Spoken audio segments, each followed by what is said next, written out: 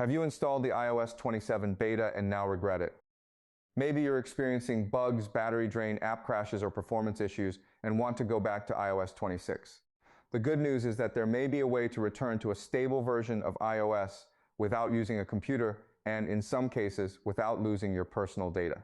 In this video, I'll explain what you need to know and walk you through the process step by step.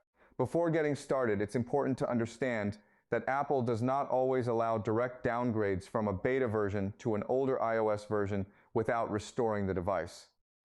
Whether this method works depends on what Apple is currently signing and whether a newer public release is available. The first step is to remove the beta profile from your iPhone. Open the Settings app, tap General, then Software Update, and select Beta Updates. From there, turn Beta Updates off. This prevents your device from receiving future beta releases. Next, check if Apple has released a newer stable version of iOS 26 or another public update that is newer than your current beta build.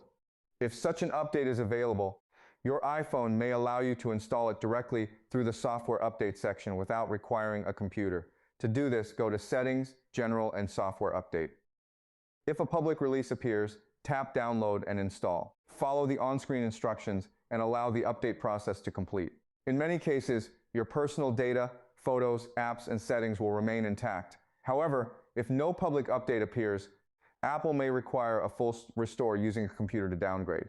Unfortunately, there is no official way to force a downgrade to an older iOS version without a computer if Apple is no longer signing that version. To protect your data, always keep iCloud backup enabled. You can check this by going to Settings, tapping your Apple ID, selecting iCloud, and then iCloud Backup. Having a recent backup ensures that your information remains safe no matter what happens during the downgrade process. And that's everything you need to know about downgrading from iOS 27 beta to iOS 26 without a computer and without losing your data.